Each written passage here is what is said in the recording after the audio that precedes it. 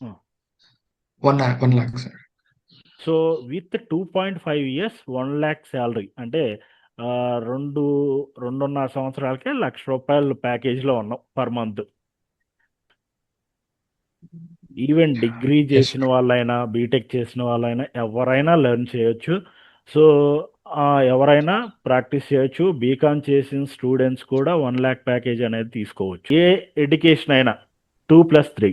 So ఏ education ఉన్నా కానీ 1 lakh salary package అనేది తీసుకోవచ్చు. బట్ నువ్వు సీఏ అనుకుంటా కదా, అవును సార్, సీఏ అవును ఉందా? సార్.